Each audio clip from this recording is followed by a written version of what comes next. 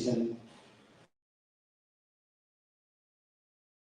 The Baloch people have deep roots dating back millennia, maintaining a distinct identity, a distinct language, and a way of life despite historical upheavals. Over the centuries, they have resisted external domination through tribal structures and alliances, even during the British colonization era in the indigenous subcontinent. In 1947, Balochistan was declared independent, but soon it was occupied by the Pakistan in 1948. The Baloch Nation continuously raised and, in fact, resisted this illegal invasion. Since then, the Baloch people have faced severe human rights violations, including enforced disappearances, extrajudicial killings, torture, and arbitrary arrests at the hands of Pakistani state agencies and its other forces. The systematic suppression has created an atmosphere of fear and oppression in our homeland. Adding to our concerns are the alarming instances of enforced disappearances and mass graves in Balochistan, which underlines the dire human rights situation. The Baloch Nation is grappling with the tragic reality of loved ones disappearing without a trace, often falling victim to the brutal tactics employed by the Pakistani agencies. Additionally, there is a department associated with the Pakistani Army, a so-called counter-terrorism department, has been involved in fake encounters, perpetuating a circle of injustice and violence against the innocent Baloch civilians. The media blackout in Balochistan demonstrates the gravity of the situation. The region is not only heavily controlled by the Pakistan Army, but is also deprived of any independent media. Journalists are constrained from reporting on the ground realities, and people of Balochistan are denied the right to access unbiased information. The media blackout serves to conceal the extent of human rights violations, making it imperative for the international community to take notice and intervene in support of our struggle for freedom, justice, and the preservation of our cultural identity. We urgently request the United Nations and the broader international community to address and champion the cause of the Baloch Nation. We seek an end to the systematic injustices and violations that our people endure. The world's attention is vital in ensuring the Baloch Nation's plea for freedom and justice is heard and acted globally. Our shared humanity calls for the collective action to alleviate the suffering of the Baloch people, and we stand before you today in the hope that our plea will resonate across borders, prompting a just and humane response. I thank you.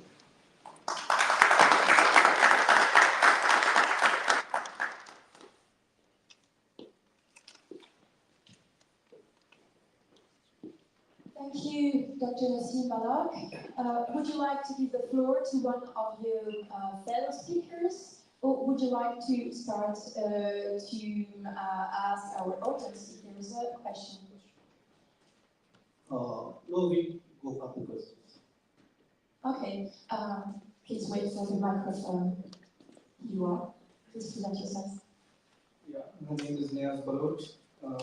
My question is from Frank Baloch. That Pakistan claims the Baloch people are happy with it, and Balochistan Provincial Assembly represents the people of Balochistan. So I want to know how do you respond to this Pakistani narrative? Thank you. Thank you very much. If we see the current elections in Pakistan, I think all of the political parties, they are claiming it is a rigged election. And in Balochistan specifically, I'll quote the previous Chief Minister of Balochistan. He got only 500 and something, 520 or something, 525 votes. Means 99.7% people refused to vote in that area. And Baloch National Movement, as it believes, is struggling for the independence of Balochistan. So the people of Balochistan followed the slogan which was given by Baloch National Movement that these are not legitimate parliaments, or through the Parliament of Pakistan, we cannot kick out the invaders from Balochistan. So people, they followed the call of Baloch National Movement, and 99.7% people they didn't vote in the elections. Thank you. Thank you. Another question or comment? Thank you. My name is Hatim, and my question is with Samar, because he's quite related with climate issues. So recently we saw there's a huge flood came in water. So how would you see why this happened, and why when it rains so much destructions comes to Baloch areas? What do you think about this? This is obvious that we are facing a climate crisis worldwide, but we are the direct victims of climate destruction in Balochistan, since there is no development in that area. And just recently there were floods in Balochistan, various parts of Balochistan, especially the coastal areas of Balochistan.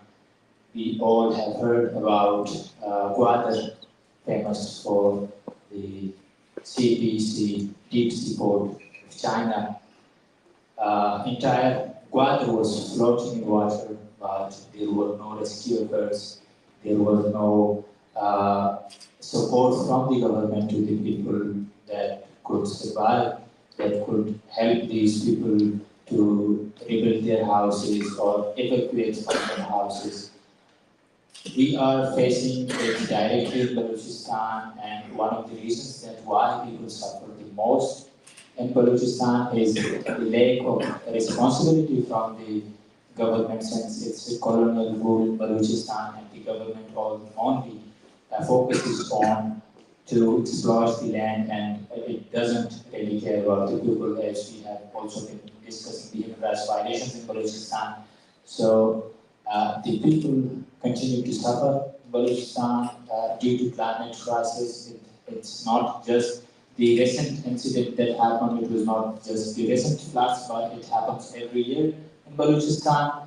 From last 2 decades, we are continuously facing floods and climate change disaster in our region.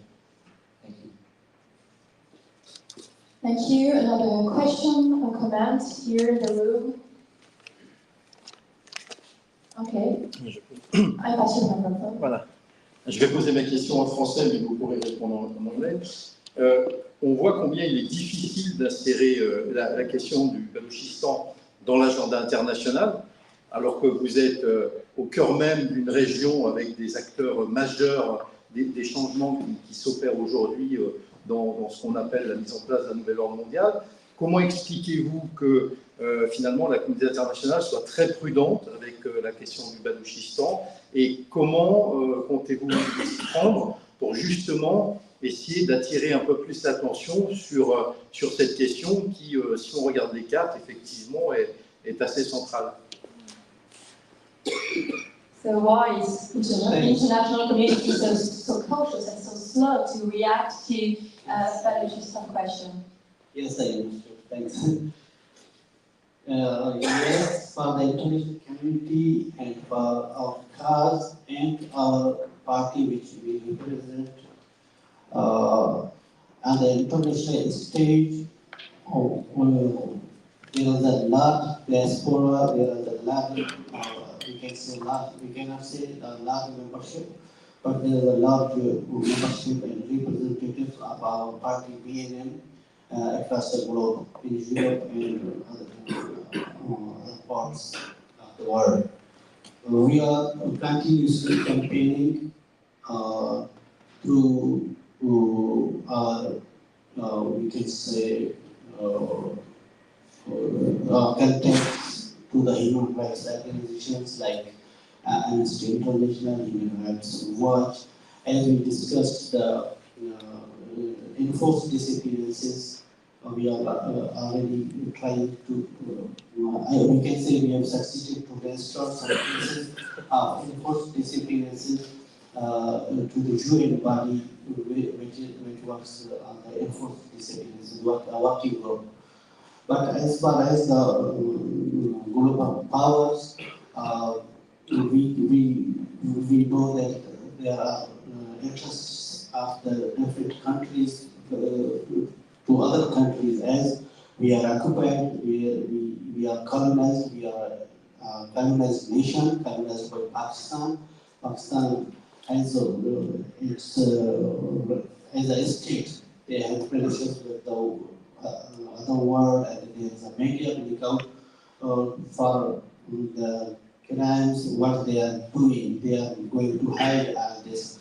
So it is difficult to reach the, to cross the boundaries of the world powers and to make them listen our voices. They are in, we have little bit connections. We, as today in our conference, a member of parliament from United Kingdom, he was speaking.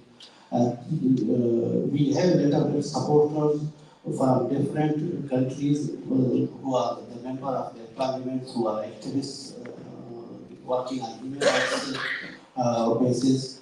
They are our voice, we can say.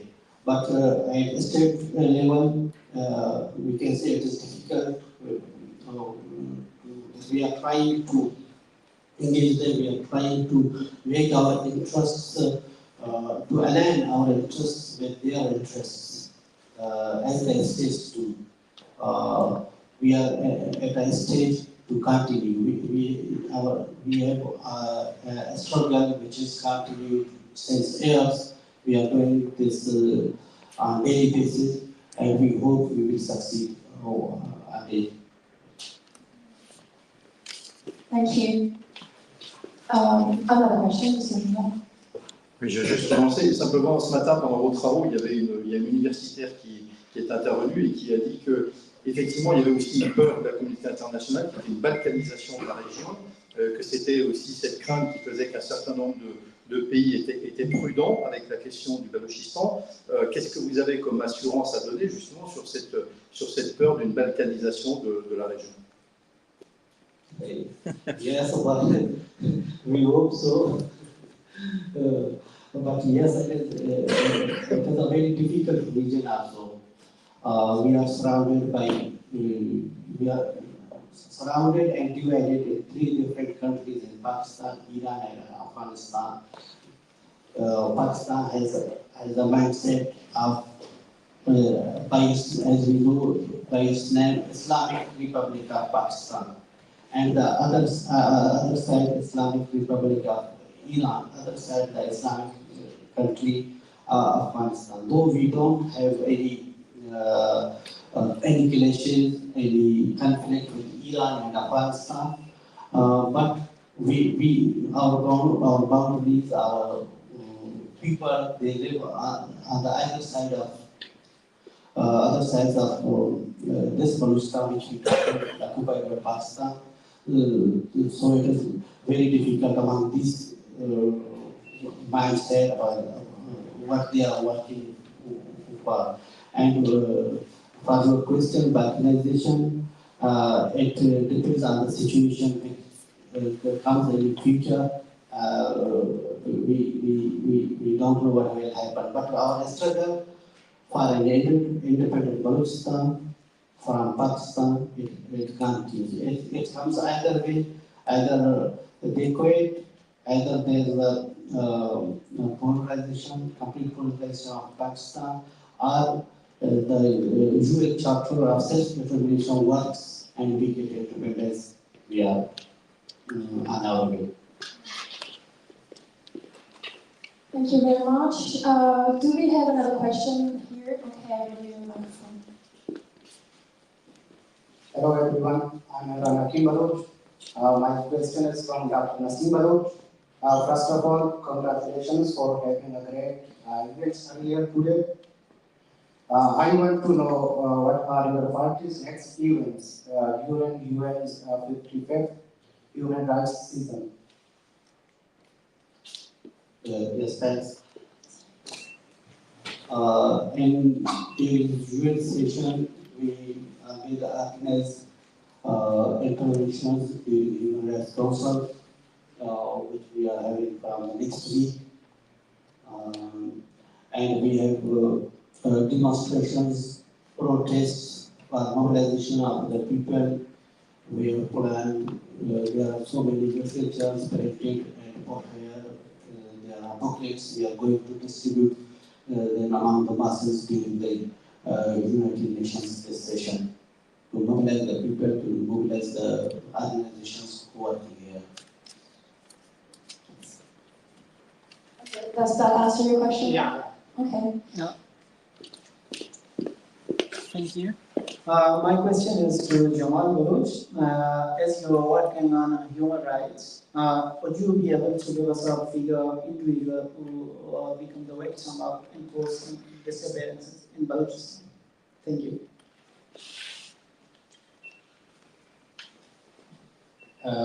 The issue of enforced disappearances in Balochistan exists from more than 4 decades.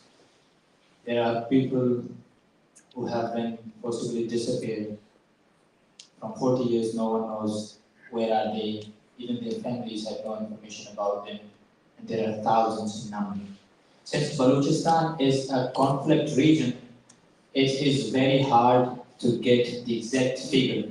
But we, as a responsible organization in Balochistan, we have did our best to get the numbers so that we could document them and raise awareness about the enforced disappearances issue.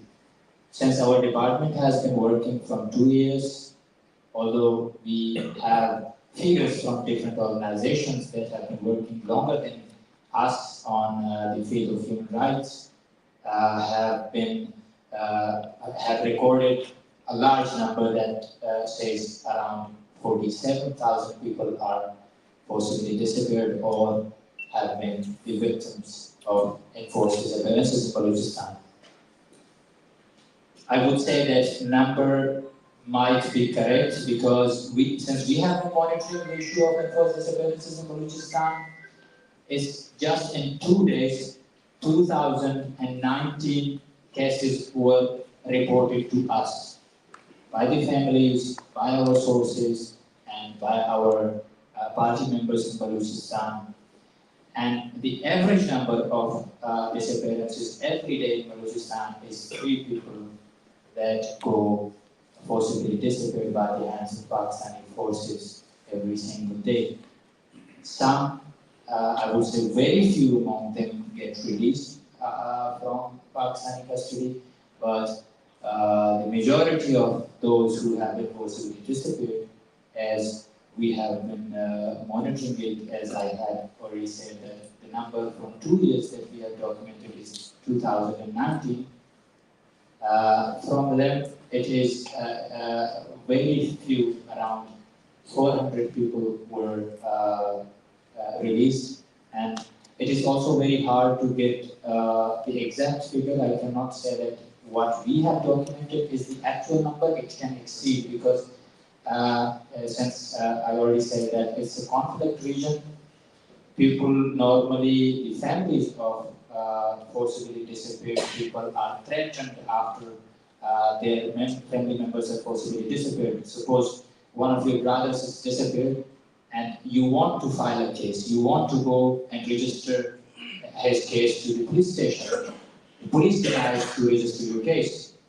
And once you attempt to register his disappearance, then the authorities continuously try to threaten you that if you try to highlight the issue of your brother who has been disappeared, we will disappear your younger brother or your father or your mother or any of your family member.